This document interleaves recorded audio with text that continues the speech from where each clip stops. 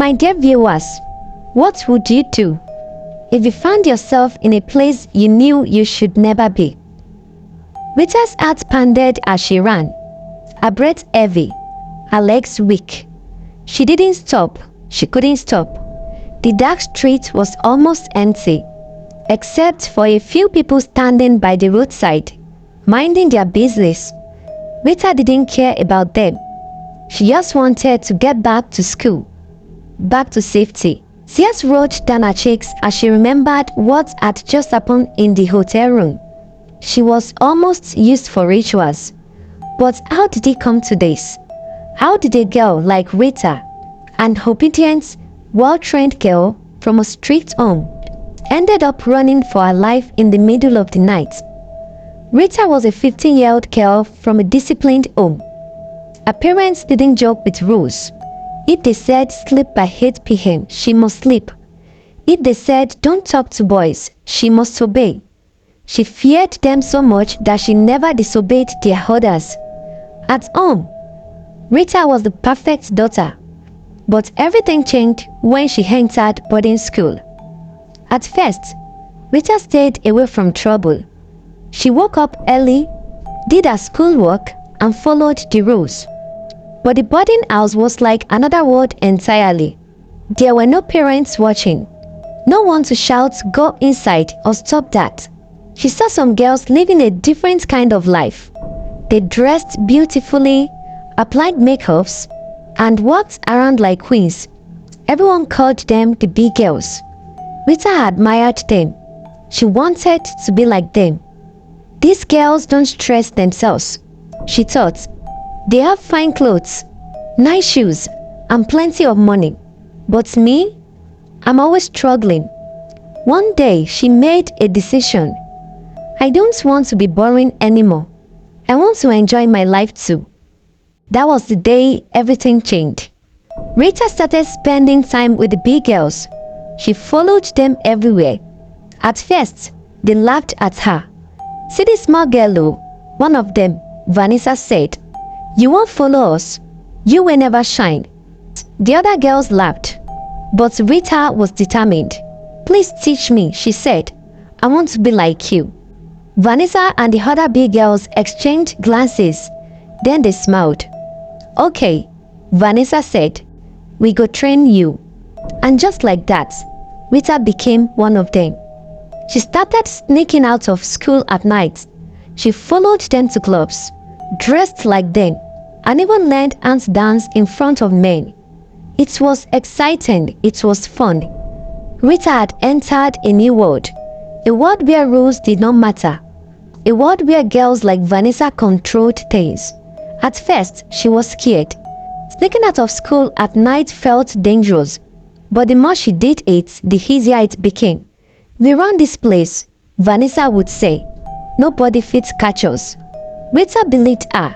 Every Friday night, they would sneak out of the hostel. The school gate was locked, but Vanessa had a secret. "You see that small hole near the fence?" she whispered to Rita one night. "That's our escape route." Rita followed them, squeezing through the small opening. Her heart pounded fast. But when they made it outside, the fear disappeared. The city light welcomed them, and excitement filled Rita's body. They entered a taxi and zoomed off to a club in town. The loud music, the flashing lights, the well-dressed men, it was like a dream. Vanessa leaned close to Rita. "Tonight, you go meet big men." Rita nodded. She was ready. At first, all they did was dance. But after some weeks, Rita noticed something. Men always approached Vanessa and the other big girls. They would talk for a few minutes, then leave together. One night, Rita asked, "Where do you always go?" Vanessa smiled. "My dear, na business." Rita was confused. "Business? What kind of business?" Vanessa laughed. "You go soon understand." That night, a rich-looking man approached them. He whispered into Vanessa's ear and gave her a fat bundle of money. Vanessa turned to Rita. "You see, this is how we make money. No stress, just one night." Rita's eyes widened. "You mean?" Vanessa nodded. "Yes, we spent the night with them. and they pay us well. With her stomach turned, she never expected this. But that's wrong, she said, stepping back. Vanessa rolled her eyes. See this girl. It ain't say money easy. Do you want to be rich or not? My dear viewers, before I continue with my story, this is a reminder to you all to please like and comment on this video. Also, do not forget to hit the subscribe button. It's totally free, guys, so that you'll be the first to be notified whenever I upload new videos. It keeps me going. Now let's go back to the story. Rita looked at the money in Vanessa's hand. It was a lot. That night, she could not sleep. She thought about the new shoes she wanted, the fine clothes, the expensive bags. Maybe Vanessa was right. Maybe this was how big girls lived. The next Friday, as usual, they were outside again. Rita stood in front of the club, her heart racing with excitement. She had never felt so powerful before. The music was loud, the lights were bright, and everywhere she looked, rich men in fine clothes were staring at them. She and her friends, Vanessa, Lola, and Queen, were dressed in their best outfits. They had spent extra time applying makeup, making sure they looked perfect. This is the night, Vanessa whispered. Tonight, we hit it big. Rita swallowed. She had come this far. There was no going back. As they stood posing in front of the club, a big beautiful car rolled up. It was a black Lexus, shining under the street lights. The door opened, and 4 handsome men stepped out. They were all dressed in designer shirts and gold chains, their perfume filling the air. Lola gasped, "See fine boys." Vanessa smiled. "These ones came money." The men walked up to them, smiling. One of them, the tallest, spoke first. "Good evening, beautiful ladies." Vanessa flipped her hair. "Good evening, fine boys." The men laughed. "We like you girls. Let's have some fun tonight." "How much per night?" Rita's stomach tightened, but she kept her face straight. She had practiced this moment. Vanessa spoke first. 50,000 naira each. The men looked at each other and smiled. "Deal." One by one, they paired up. Vanessa left with the tallest one. Lola took the second. Queen followed the third. Rita stood face to face with the last man. He was a bit older than the others, maybe in his late 30s, but he had a charming smile. "Shall we?" he asked, holding out his hand. Rita hesitated for a second, then placed her hand in his. The 4 girls followed the men to the parking lot, where 4 separate cars were waiting. Rita watched as her friends entered different cars with their partners. "This is it," she told herself. "Just one night. After this, I will go back to being normal." A man opened the car door for her. She slid into the comfortable leather seat, inhaling the rich scents. As they drove, he played soft music, humming along. "What's your name, beautiful?" "Rita," she said, her voice small. "Nice name. You'll enjoy me tonight, I promise." She forced a smile, but something inside her felt uneasy. The drive felt long, so long. Finally, they arrived at a luxury hotel. The sign outside reads "Royal Suites." It looked expensive. Rita tried to ignore the fear creeping into her chest.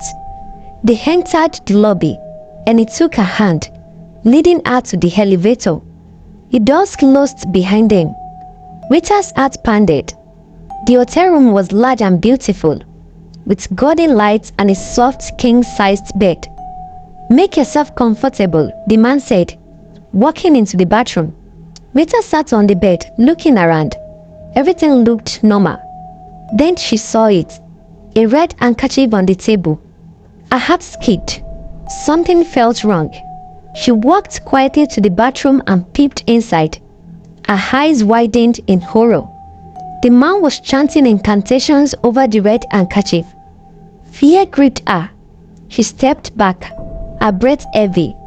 Then suddenly, he turned and saw her. Rita's whole body turned cold. The man stared at her, his eyes dark and unreadable. The red handkerchief was still in his hands.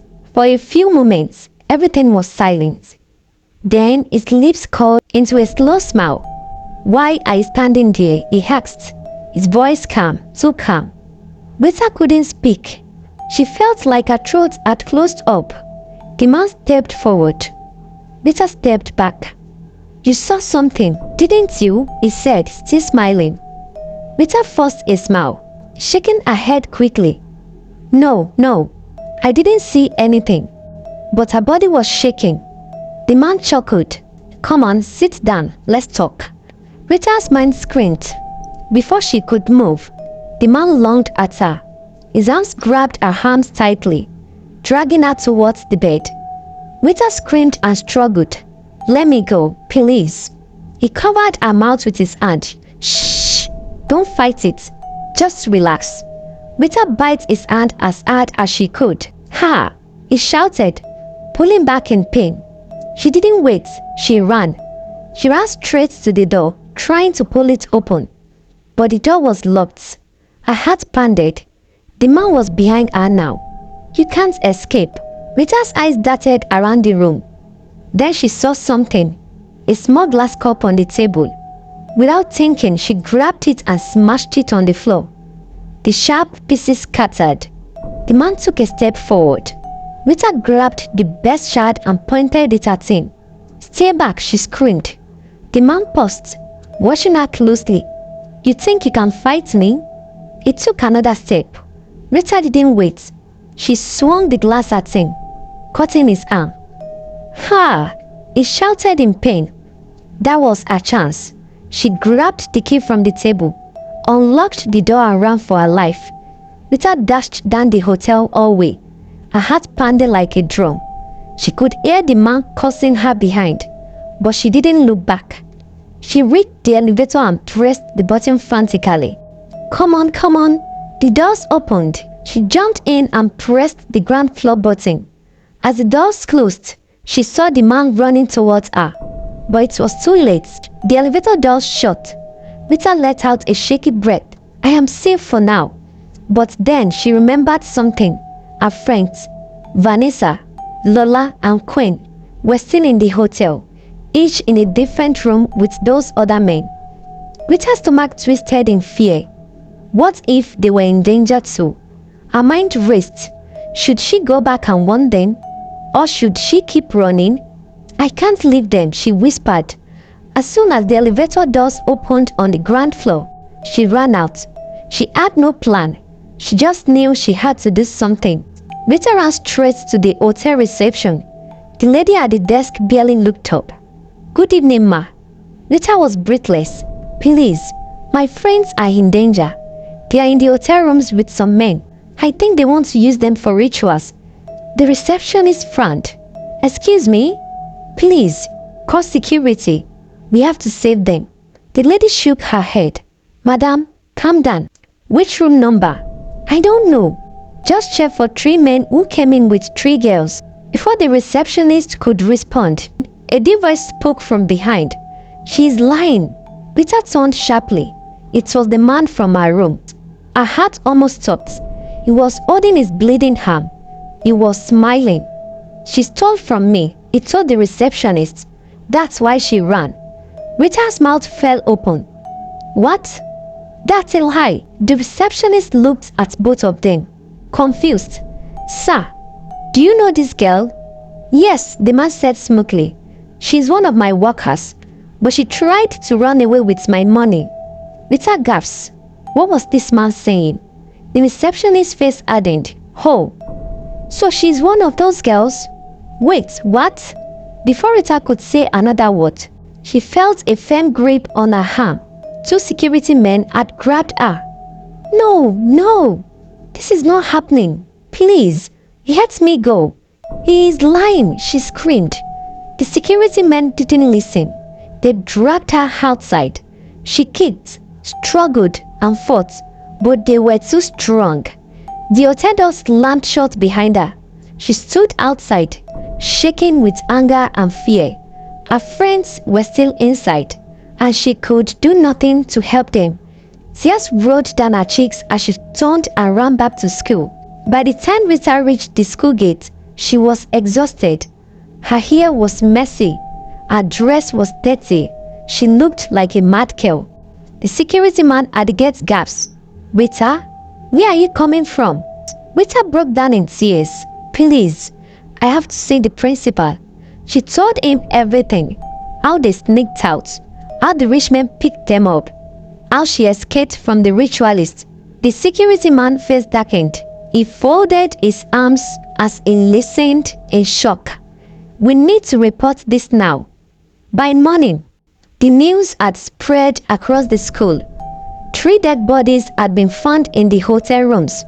3 teenage girls, Vanessa, Lola, and Queen. Rita's legs gave out beneath her. She collapsed, screaming, weeping bitterly. She had escaped, but her friends didn't. The school principal was furious. Rita was expelled immediately. Her parents were called. They cried, shouted and begged, but nothing could change the decision. Rita had brought shame to them. As she packed her things to leave, she realized something. She had lost everything. Her friends, her education, her future, all because she wanted to be a big girl. As she left the school that day, Rita made a promise to herself. I will never follow the wrong crowd again. She had learned her lessons, but at what cost?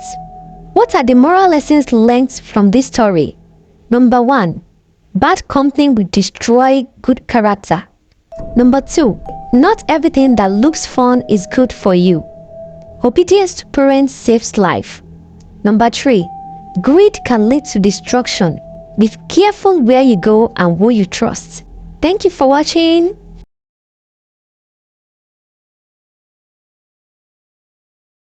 Oh my God, why? Why my 2 daughters in the same month? She cried, rocking back and forth. Tears streamed down her face. She clutched her chest, shaking her head as if trying to erase the pain. But the pain was too deep. It cut her soul. Her first daughter, Kike, was gone. Her second daughter, Ewa, was gone. Both of them in the same month. How did this happen? She shut her eyes, but her mind took her back to the beginning, back to when everything was perfect. Madam Cash restaurant was one of the most popular in town. People rushed in from morning till night to eat her food. Bus drivers, office workers, students, everyone wanted a taste. Her meals were delicious, and her service was fast. "Madam Cash, give me my usual," a regular customer called out one afternoon.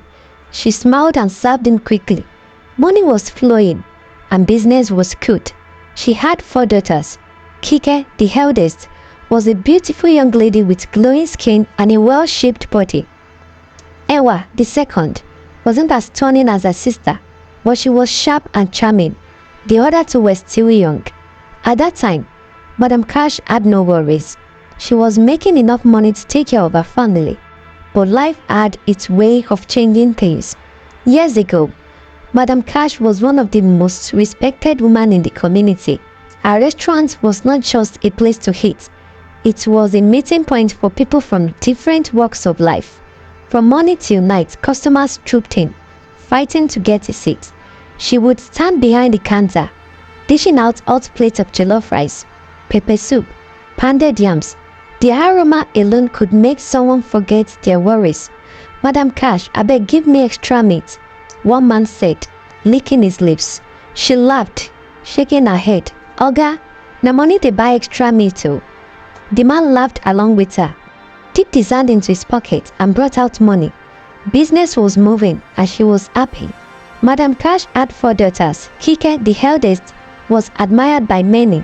With her smooth dark skin and curvy shape, men always turned their heads when she walked past. Ewa, her younger sister, was slimmer but had a sharp tongue and a way of getting whatever she wanted. The last 2 were still young, innocent and unaware of the struggles of life. At first, Madam Cash believed she could provide everything her daughters needed. She worked hard every day, saving money for their future. But as time passed, things began to change. The first sign of trouble came when her restaurant stopped making as much money as before. New restaurants opened in the area. Younger women started selling food by the roadside. attracting customers with their beauty and sweet smiles. People who used to rush Madame Cash's restaurant were now going elsewhere. She tried to adjust. She reduced the price of her food. She started adding extra meat for loyal customers, but nothing worked. Then one night, as she sat counting her money, she realized something. "This money no go reach anything," she whispered, staring at the small pile of cash. Her mind raced. She thought of her daughters, Kike and Hewa, who had just finished secondary school. They wanted to go to the university. They talked about it every day. But where is the money? One evening, she called them into her room. "Mama, you called us," Kike asked, sitting on the bed beside Ewa. Madame Cash sighed, staring at them. "Yes, I did. I want to talk to both of you about something important." She looked at their faces, her heart beating fast. Then she dropped the bombshell. "You both know we don't have money. If you don't want to make something for yourselves, you have to help me in the business." "We already help you in the restaurant," Ewa said, confused. Madame Cash shook her head. "Not just that. I mean something bigger, something that will bring in real money." She paused, watching their reactions. "You see all these men that come here to eat," she continued. "They have money, plenty of it. If you two play your cards well, you will never lack anything in life." Kike and Ewa exchanged glances. "Mama, what are you saying?" Kike asked, her voice low. Madame Cash leaned forward. "I am saying that you should use what you have to get what you want." The room fell silent. Ewa's eyes widened. "Mama, you mean?" "Yes." Madame Cash cut in. "You are both beautiful. Men will give you money if you just smile at them well. Don't waste your beauty for nothing." Kike shook her head. "No, Mama, I want to go to school. I don't want this kind of life." "Me too," Ewa added quickly. Madame Cash's face hardened. "School? Which school? Where is the job that the government will give you after school? You want me to continue suffering for nothing?" She stood up, pacing the room. "If you people have money, you can sponsor yourselves.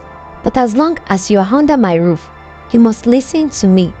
Kike and Ewa sat in shock, their mouths wide opening as they froze, their mother's words still ringing in their ears.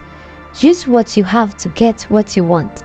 The girls had heard stories of women who sold their bodies for money, but never in their wildest dream did they think their own mother would push them towards such a path. "Mama, please, we don't want to do this," Kike said, her voice trembling. Madame Cash scoffed. "Then how do you plan to survive? Do you think the government will dash you money after university? If you people had sense, you would understand that money is what matters in this world." Ewa swallowed hard. "But Mama, this is not right." Madame Cash face darkened. "Then leave my house."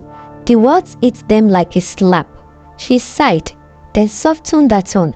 "My daughters, I love you. But love alone cannot put food on the table. See, no be say make una go stand for streets to find men. Just be smart. When a rich man comes, treat him well. Smile, be nice. And if he wants small, give him a little and collect something big in return." Ewa looked at her sister. She could see the fear in Kike's face. Their mother was serious. Madame Cash stood up and walked toward the door. "Think about it," she said before leaving the room. Kike buried her face in her palms. "Ewa, what are we going to do?" Ewa clenched her fist. "We can't let Mama force us into this life. We must find a way out." At first, they resisted. When serving customers, they avoided eye contact with the men who stared at them. They focused only on their work, hoping their mother would change her mind. But Madame Cash was watching. One evening, she cornered them in the kitchen. "So una think say una wise abi?" she hissed, her eyes sharp. "I see how una dey act, but let me warn you, if you don't start doing as I say, I will stop feeding you. No more free food, no more free house." Ewa gasped. "Mama, you are our mother, and I am also a businesswoman. This restaurant is not making money like before. If you two won't help me, you are on your own." That night, Kike and Ewa went to bed hungry. The next day, Madame Cash refused to give the transport fare to the market. She stopped buying them clothes. She made life difficult. Slowly, they began to break. It started one after the other. A playful smile at a customer. A light touch on a man's hand while serving food. A soft "Oga, you did enjoy your meal?" with a wink. The men noticed and they responded, "Ha, fine girl, come sit down with me now. Take this small something. Buy yourself something nice." Money began to flow. Madam Cash smiled as she worked. "I told you," she whispered to herself. "This is how the world works." At first, the girls consoled themselves. "We are not doing anything serious," Ewa told Kike. "We are just being friendly." But the line between friendly and business soon blurred. One evening, a man in a flashy car pulled up in front of the restaurant. He was in his 50s, but his wealth was written all over him. Gold wristwatch, expensive perfume, golden rings on his fingers. Kike saw him first. Their eyes met, and in that moment, her fate was sealed. The restaurant was busy that evening. The smell of fried plantain and pepper soup filled the air. The sound of laughter and clinking plates echoed through the small space. Then the flashy car pulled through. The engine hummed smoothly as it came to a stop right in front of the restaurant. Heads turned. Customers whispered. A tall, dark-skinned man in his 50s stepped out of the car. His shoes shone under the dim streetlight. His gold wristwatch caught the reflection of the bulbs hanging outside the restaurant. Golden rings sat proudly on his fingers. His presence alone commanded attention.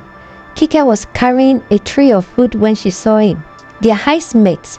Something about the way he looked at her made her heartbeat slow down. He smiled. "Good evening, young lady." Kike quickly lowered her gaze. "Good evening, sir."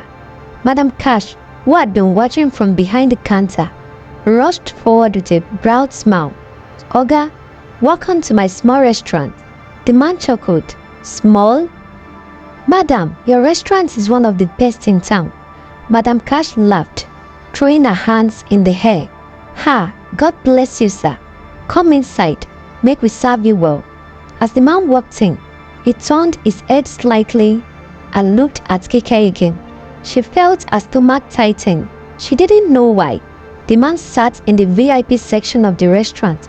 Madam Cash personally took his order. "Give me your beef stew," he said, removing his wristwatch and placing it on the table. "And let that beautiful young lady serve me." Madam Cash's face lit up. "Ha, no problem, sir." Kike, who had been pretending not to listen, froze. "Go and serve this important customer," her mother said, nudging her forward. Slowly, she walked to the table. Carrying a plate of steaming jollof rice and grilled fish, she placed it in front of him and was about to leave when his voice stopped her. "Sit." She looked at him, confused. "Sir?" He smiled, picking up his fork. "I like eating with good company." Kike hesitated. She could feel Madam Cash's eyes boring into her back. "Sit down, my dear," Madam Cash finally said, her voice soft but firm. Kike obeyed. The man took a bite of the food. "Delicious," he said, nodding his head. Then he turned his full attention to her. "What's your name?" "Kike, that's my name, sir." "Beautiful name, just like you." Kike swallowed hard. Something about his voice was hypnotic. His words flowed smoothly, his eyes never leaving hers. As he ate, he asked her questions about her life, her dreams, her plans for the future. She found herself answering, and before she knew it, she was laughing. Madam Cash, watching from a distance, smiled to herself. "This is good," she thought. "Very good." By the time the man finished his meal, he leaned back in his chair and sighed. "I enjoyed this." Then he reached into his pocket and brought out a thick bundle of cash. He placed it on the table. "For you." Kike's eyes widened. Before she could speak, Madam Cash rushed over. "Ha! God bless you, sir." "Thank you, sir." The man stood up. "I'll be back." He smiled at Kike again. "I hope to see you next time." Then he walked out. Kike stared at the money. Her hands were shaking. She wasn't sure if it was excitement or fear. That was the night everything changed. The rich man, Chief, as he was later called, returned the next evening, and the next, and the next. Each time, he asked for Kike. Each time, he left her with gifts, money, jewelry, expensive perfumes. Madam Cash was overjoyed. Kike, my daughter, you are a blessing. But Ewa was not comfortable. One night, she pulled her sister aside. Kike, you need to be careful. Kike frowned. What do you mean? Ewa lowered her voice. This man is too rich, too powerful. I feel like something is not right. Kike scoffed. You are just jealous because he likes me more than you. Ewa's heart sank. Kike, this is not a joke. Have you asked yourself why a man like that is so interested in a girl like you? Kike rolled her eyes. Ewa, I beg, leave me alone. For the first time in my life, I am enjoying good things. If you don't want to join me, that's your problem. Ewa sighed. She had a bad feeling, but there was nothing she could do. Kike was already too deep. One evening, Chief arrived in his car as usual, but this time he didn't eat at the restaurant. Instead, he called Kike outside. Come with me, he said. I will take you shopping, he added, flashing his gold teeth in his mouth. You deserve to look like a queen. Madam Cash was inside, but Kike could already hear her voice in her head. Go with him. He's rich. Don't be a fool. She glanced at the car. She thought of the money. She made a decision. Okay. She entered the car. The chief started the engine. As the car sped off, Ewa stood at the doorway watching. A cold shiver ran down her spine. Something was wrong. That night, Kike did not return home. At first, Madam Cash was not worried. She go come back, she told herself, smiling. Maybe Chief take her to better hotel to enjoy small.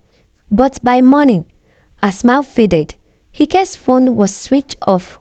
Ewa sat on the bed, biting her nails. Mama, where is Kike? Madam Cash is. If they asked me, she go show. Another day passed, then another. By the third day, Madam Cash's hands were shaking. Ewa, go check Chief for restaurant side. Maybe you know where your sister dey.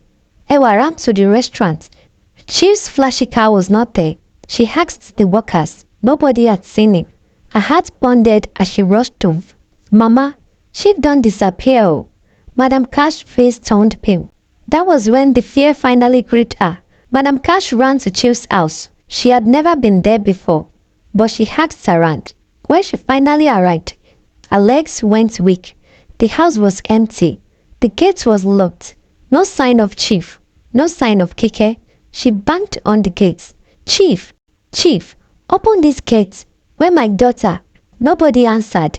A neighbor passing by shook his head. Madam, that man don't travel since. Na big ritualist in view. Madam Cash turned sharply. What do you mean? The man lowered his voice. People they talk say they use young girls for money rituals. Once the girl enter in car, she no go come outside again.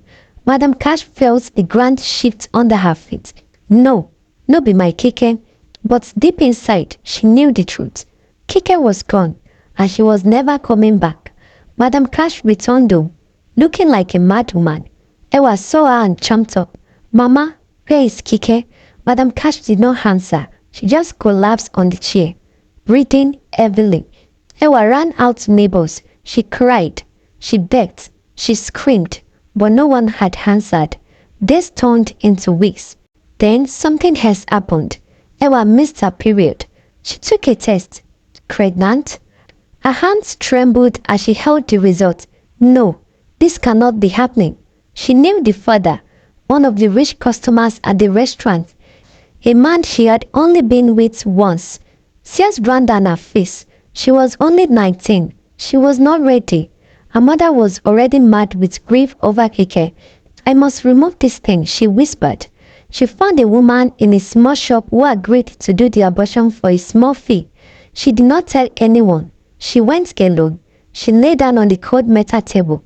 She closed her eyes. Then the pain came. Blinding, sharp pain. Madam Cash was washing plates in the restaurant when someone ran in. Madam, come quick. Something done happened to your daughter. She dropped the plate and ran. When she reached a small shop, she saw the blood first. So much blood. Then she saw Hewa, lying still. She was gone. Madam Cash let out a scream that shook the whole street. Her two daughters, both gone in 1 month.